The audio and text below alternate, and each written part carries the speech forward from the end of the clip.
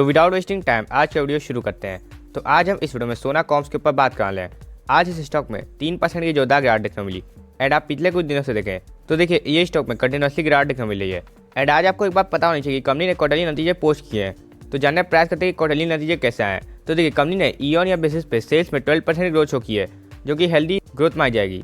वहीं प्रॉफिट में बात करें तो 5% केवल ग्रोथ है, जो कि अगर आप केवल अकेले के नंबर देखने जाएंगे तो उतने इंप्रेसिव नहीं लगेंगे। लेकिन अगर आप ये नंबर्स पूरे ऑटो सेक्टर को ध्यान में रखते हुए देखेंगे तो आपको नंबर्स अच्छे लगेंगे, क्योंकि आप देखें कि ऑटो सेक्टर में स्लो डाउन का काफी हद तक खतरा है। एक तो चिप शॉर्टेज की वजह से एंड एक तो आप देख रहे हैं कि बाहर की अधिकतर कंट्रीज में रिसेशन की वजह से। यानी कि क्वार्टरली रिजल्ट में कंपनी ने एक बात ये प्रूव कर दी कि कंपनी की सेल्स एंड प्रॉफिट दोनों डिप नहीं हुए, जो काफी पॉजिटिव साइन हो जाएगा। एंड एक क्वार्टर ऑन क्वार्टर बेसिस पे भी कंपनी की सेल्स एंड प्रॉफिट दोनों ही अप थे, जो अगेन एक पॉजिटिव सेंटीमेंट्स क्रिएट करते हैं। अब देखिए ये मेरा पर्सनल व्यू है, हो सकता है कि कल स्टॉक में और गिरावट हो जाए। तो देखिए अगर आपको इस कंपनी में कन्विक्शन है तो आपको उस गिरावट में और एवरेजिंग करनी चाहिए।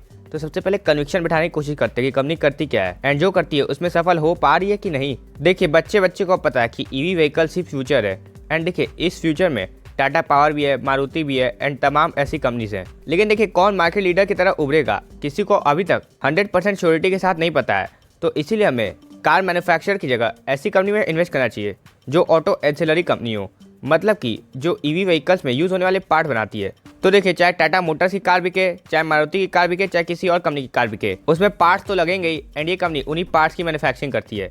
यानी कि इस कंपनी का बिजनेस ग्रो होना तय है अगर इलेक्ट्रिक व्हीकल्स को आप फ्यूचर मानते हैं तो इसीलिए हमें इस कंपनी में इन्वेस्ट करके जरूर चलना है। अगर हमें ईवी व्हीकल में इन्वेस्ट करना है तो हमने ये तो जान लिया कि कंपनी करती क्या है, यानी कि बिजनेस मॉडल हमें जान लिया। अब जानने का प्रयास करते हैं जो कंपनी करती है उसमें क्या सफल हो पा रही है कि नहीं। तो इसके लिए हमें देखना पड़ेगा कंपनी की ग्रोथ।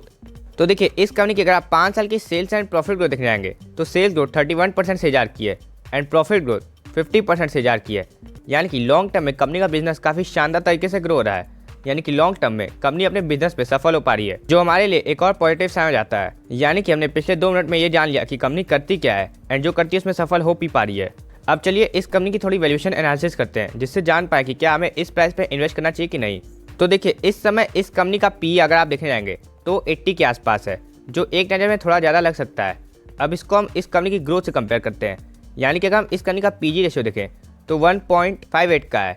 यानी कि अगर आप देखें तो इस कंपनी को अपनी ग्रोथ के मुकाबले 1.5 गुना ज़्यादा पी में रखा है। यानी कि ये स्टॉक यहाँ से थोड़ा एक्सपेंसिव है, बहुत ज़्यादा भी एक्सपेंसिव नहीं है। इसको आप सरल भाषा में ऐसा समझ सकते हैं कि यहाँ से एटलीस्ट 10% की और गिरावट हो सकती है। अब देखिए ये हम नहीं कह रहे हैं, ये इस कंपनी की वैल्यूएशन कह रही है।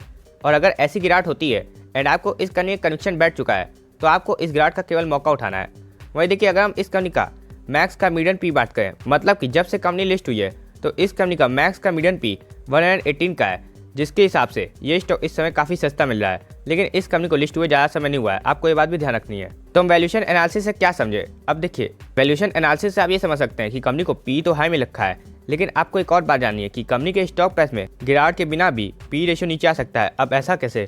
ऐसा तब हो सकता है जब कंपनी काफ़ी शानदार ग्रोथ पोस्ट कर दे, जैसा कि हमने पिछले 5 साल से देखा है। तो अगर आपको इस कंपनी का कन्विक्शन है तो आप चाहें तो करंट मार्केट प्राइस के आसपास भी बाइंग करना शुरू कर सकते हैं। एंड देखिए किस प्राइस पे बाई करना है, तो चलिए इसके लिए सपोर्ट जोन देखते हैं। तो देखिए इस स्टॉक का एक स्ट्रॉन्ग सपोर्ट जोन 450 के लेवल के आसपास बना हुआ है, जहाँ पे इस स्टॉक ने लास्ट बार यहाँ पे रेजिस्टेंस लिया था।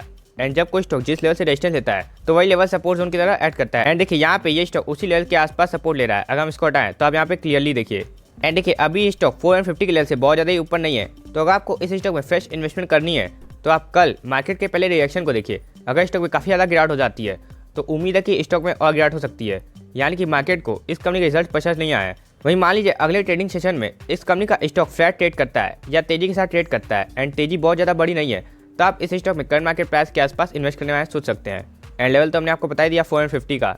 लेकिन आपको एक बात समझनी है कि ईवी व्हीकल्स का थीम अभी तुरंत प्ले में नहीं आएगा 100%, क्योंकि अभी भी ट्रांजिशन चल रहा है, पूरी तरह से ट्रांजिशन नहीं है। तो अगर आप इस कंपनी में इन्वेस्ट करते हैं तो आपको एटलीस्ट इस कंपनी को परफॉर्म करने के लिए 5 ईयर्स तो देना ही है। उसके पहले अगर आप सोच रहे हैं कि 5 ईयर्स के पहले हमें काफ़ी अच्छा फायदा मिल जाए और हम इस कंपनी को बेच दें, तो ये आपकी भूल हो सकती है। वहीं अगर हम इस स्टॉक का RSI देखें तो इस स्टॉक का RSI इस समय 40 पे है। यानी कि इस स्टॉक का RSI काफ़ी क्रूशियल सपोर्ट जोन पे है। अगर ये 40 के नीचे चला जाता है इस स्टॉक का RSI तो ये स्टॉक डाउनटर्न में जा सकता है। अभी ये स्टॉक साइडवेज ट्रेंड में है। तो देखिए अगर आप एक शॉर्ट टर्म इन्वेस्टर है तो आपको इस कंपनी में 80% इन्वेस्ट नहीं करना है, क्योंकि ये स्टॉक अप ट्रेंड में नहीं है। वहीं देखिए अगर आप एक लॉन्ग टर्म इन्वेस्टर है तो क्योंकि आप देख रहे हैं टॉप से अच्छा खासा डिस्काउंट है एंड सेकंड बात ये स्टॉक साइडवेज ट्रेंड में मिल रहा है, तो इसीलिए आप इस कंपनी में इन्वेस्ट करके जरूर चल सकते हैं। वहीं अगर हम इस स्टॉक की मूविंग एवरेज देखने का प्रयास करें तो देखिए एट दी प्रेजेंट ये स्टॉक अपने 200 day, 100 day, 50 day and 20 day चारों ही मूविंग एवरेज के नीचे है। यानी कि देखिए लॉन्ग टर्म इन्वेस्टर्स के लिए यहाँ पे काफ़ी शानदार बाइंग अपॉर्चुनिटी बन चुकी है। तो अगर आपको इस कंपनी कनेक्शन बैठ चुका है तो आपको इस कंपनी में इससे अच्छा मौका नहीं मिल सकता। वहीं देखिए अगर आप एक शॉर्ट टर्म इन्वेस्टर हैं तो आप देख रहे हैं क्योंकि स्टॉक ने 20 डे 50 डे दोनों शॉर्ट टर्म मूविंग एवरेज के नीचे है, तो इसीलिए आपको शॉर्ट टर्म में इस कंपनी में इन्वेस्ट नहीं करना है, क्योंकि शॉर्ट टर्म में हो सकता है इस स्टॉक में थोड़ी और गिरावट हो जाए। वहीं अगर हम इस स्टॉक की कैंसिल देखें तो देखिए यहाँ पे एक तरफा ग्रीड का माहौल, उसके बाद यहाँ पे एक तरफा फियर का माहौल।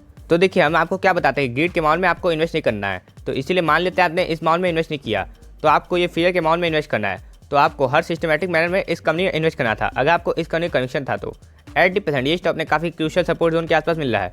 तो मान लीजिए आपने इस फेयर के अमाउंट में इन्वेस्ट नहीं किया किसी भी कारण से, लेकिन अब आपके पास पैसा आया है तो आपको इस कंपनी में इससे अच्छा मौका नहीं मिल सकता। तो इसीलिए आप 450 के आसपास इस स्टॉक में एवरेजिंग करना शुरू कर सकते हैं या फ्रेश इन्वेस्टमेंट भी कर सकते हैं।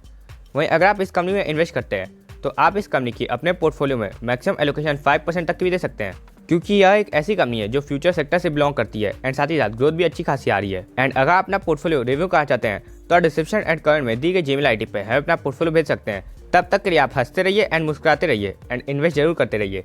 तो मिलते हैं नेक्स्ट वीडियो में, तब तक के लिए दिस सिद्धांत साइनिंग ऑफ।